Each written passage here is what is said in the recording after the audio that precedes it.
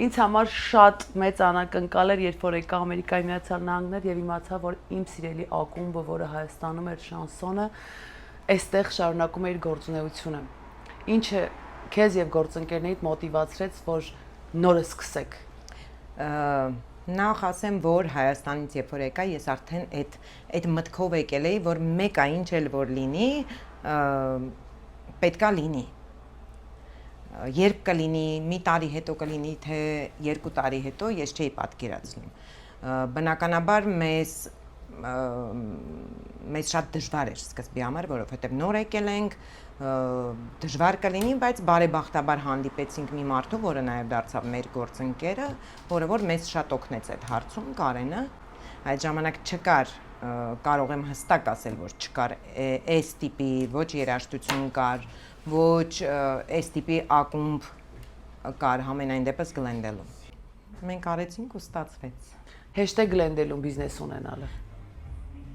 Իմ կարծիքով ինչ որ առումներով շատ ավելի հեշտ է, համենայն դեպս մեզ համար, հայերի համար, որովհետև Գլենդելում հայերը շատ են եւ ոնց էլ որ լինի, մեկը մյուսին շատ օգնում են։ Եվ բնականաբար այդ առումով շատ ավելի հեշտ է։ Մենք ոնց որ եկած լինենք անցյալից։ Ես որ հիշում եմ մեր մանկությունը, մեր անցյալը, բնականաբար ինձ համար շատ այսօրվա օրը շատ զարմանալի է, շատ բաներ կա, մենք այսօր արդեն, չգիտեմ, թռչող մեքենաներ, առանց վարորդի մեքենաներ կան, ինչը որ մենք մեր ժամանակ չէինք պատկերացնի։ Այսօրվա սերունդը այդ ամեն ինչի մեջ է մեծանում։ Դրա համար ես շատ կուզենայի, որ լինի արվեստով դաստիարակված, լսեն, շատ սովորեն։